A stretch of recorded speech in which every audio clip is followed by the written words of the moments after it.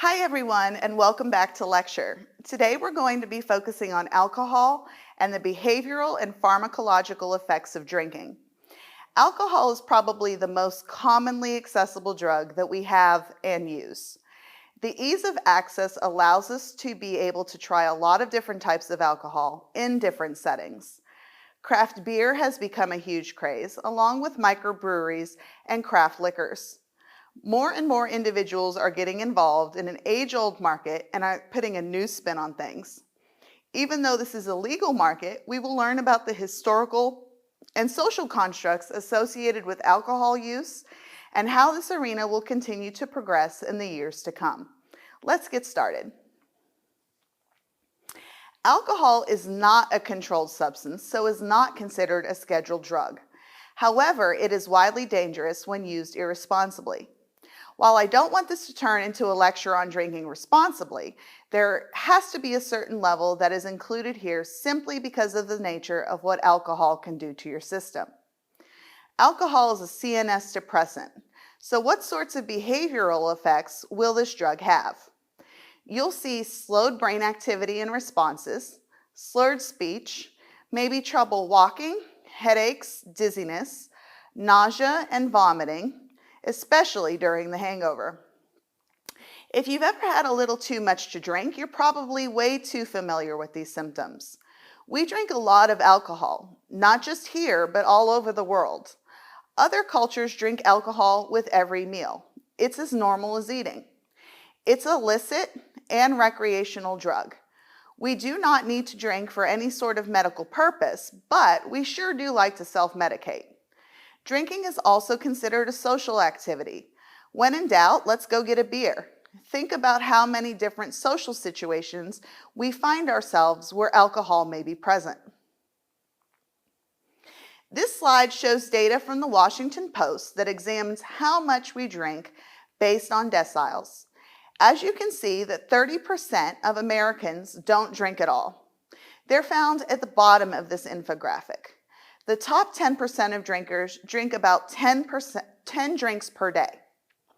The top 10% of American drinkers, meaning 24 million adults over the age of 18, consume, on average, about 74 alcoholic drinks per week. That works out to a little more than 4.5 750 milliliter bottles of Jack Daniels, 18 bottles of wine, or 3 24-can cases of beer in 1 week. That's 3,800 drinks a year. If we were in the 9th decile, meaning 15.28 drinks a week, that makes up about 2 drinks a day. And you would consume about 800 drinks in a year. That's a lot of drinking, and it adds up. When we talk about these issues, you notice that we talk about drugs and alcohol rather than just drugs. So why don't we lump them together? It's because we do not see alcohol as a drug most of the time. Alcohol is legal.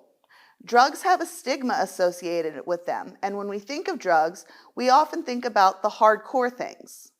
Drug dealers and overdoses ruining your life. You can't ruin your life with something that's in the aisle next to the ice cream at Walmart. And if it was that harmful, then why don't we just make it illegal? Advertising and media both promote drinking as normal. Think about all the different beer and alcohol ads that you see. You're not seeing someone who is clearly intoxicated, stumbling around, might be overweight, or anything negative really. Instead, you're seeing things like a Corona ad featuring Snoop. He's dressed well, he's vacationing on the beach, he's healthy, he's having fun with his friends, he's enjoying a beer on the beach. Who wouldn't want to join him? I mean, I would, except he doesn't have a lime in that beer. The advertisements are meant to portray a good time, and what do they always say at the end? Drink responsibly. Large distribution and sales of alcohol make it difficult to curtail drinking, specifically as many alcohol and beer companies are international entities who sell billions globally. Recent analyses projects that Anheuser-Busch made more than 14 billion globally last year alone, with more than 60 billion in tangible assets. That's more than the GDP of some countries. How do you stop a corporation like that? Despite the fact that advertisers tell us to drink responsibly, alcohol drinkers don't always do so, and we know that alcohol has the potential to be a dangerous drug. Not everyone knows how to use it in moderation, and it doesn't take much to become over the limit. If we're over the limit, we sometimes make dumb decisions like deciding to get behind the wheel. People drive too fast, they swerve, they drive erratically, and they could get into accidents. It is estimated that nearly 50% of all Americans will be involved in an alcohol-related traffic accident in their life, either because they were the cause of the accident or because they were hit by a drunk driver themselves. Within the last decade, we've seen an increase in the frequency of ride-sharing services that are being used as a way to avoid having to drive after drinking.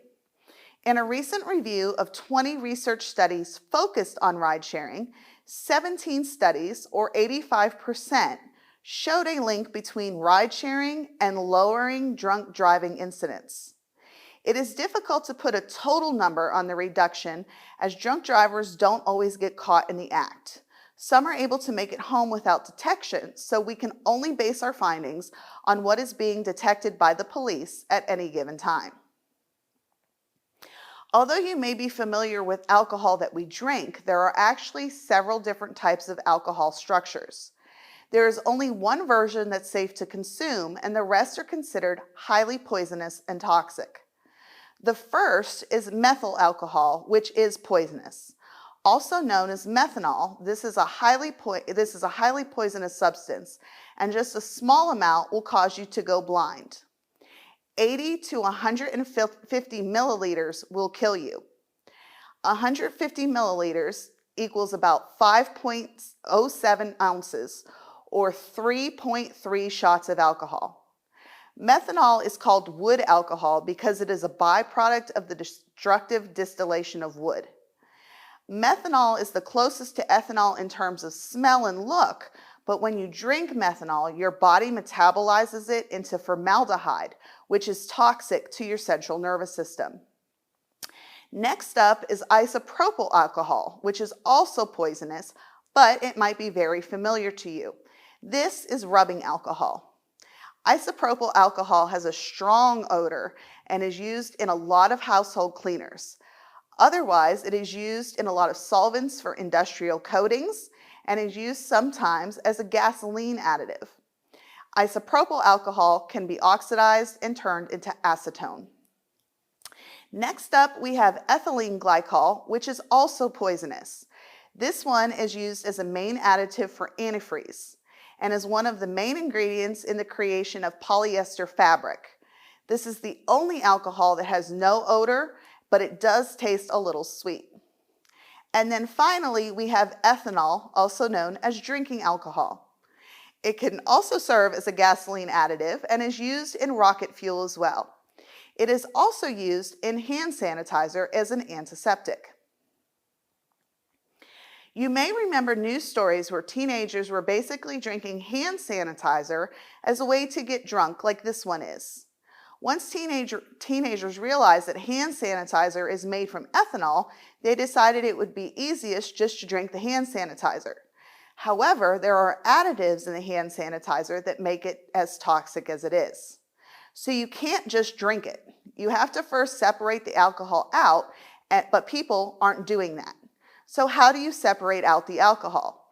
You use salt. Purell and many other hand sanitizers are a blend of ethyl alcohol, or ethanol, water, and different moisturizers. Using ordinary table salt, you can easily separate hand sanitizer gel into alcohol and the gel's other components. Salt binds into the glycerin in the gel, forming the gel and leaving the alcohol behind as a clear liquid. Aside from scientific interest, this technique can also be used in a pinch to obtain ethyl alcohol for use in a camp stove. Like always, please don't try this at home. I discuss things from a scientific and academic perspective, so you know how it works, but the directions to separate are a little bit more complex than I just described. Even if you are successful in separating out the ethanol, it's pure ethanol. It's going to taste disgusting. Basically, you're creating moonshine or Everclear without the corn or the grain. You do not want to drink this. So we drink alcohol, and once we swallow it, it goes down into our stomachs and makes its way into our digestive systems.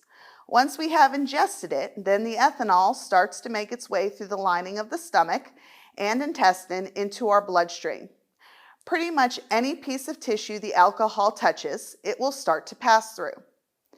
Then, once it's in our bloodstream, the alcohol affects almost every single part of us.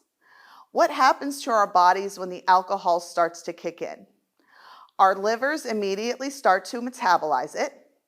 Our brain function starts to decrease a little, and our heartbeat starts to slow a tiny bit. Despite drinking alcohol, there are additional ways to consume it. Like many other substances, alcohol can be drank. It can also be vaped once slowly heated. Put the alcohol in a glass, light the little candle, and it heats the alcohol and vaporizes it, and then you can breathe it in. You can feel the effects of the alcohol a lot faster this way than if you were to drink it. There is actually a vaping machine that costs about $700 to do this, or you can make your own little at-home setup for next to nothing, but it will take you much longer to heat it this way. It can also be snorted, but I don't recommend this one. Or it can be consumed rectally, which I also don't recommend. This is a picture of tampons being soaked in some sort of brown alcohol, probably some sort of whiskey. Then you can insert the tampon rectally and you will slowly start to absorb the liquid. This is a process called slimming when you use a tampon. There is also a process called butt chugging where you can use a funnel and insert that into your rectum. Without meaning to be gross or insensitive to anyone, slimming is more popular among college students as there is a lot less liquid to absorb than there would be with butt chugging, where typically you use a beer to consume. Again, I do not advocate for alcohol consumption this way and don't recommend using a tampon or a funnel to get drunk. However, I am here to alert you to what is happening in the world and on college campuses near you. After we discuss butt chugging, I think this is probably a good place to break for the first micro lecture of the unit. We're going to pick up in the next section discussing what happens to our bodies once the alcohol is consumed, no matter which way you decide to consume it. I'll see you back here in just a minute.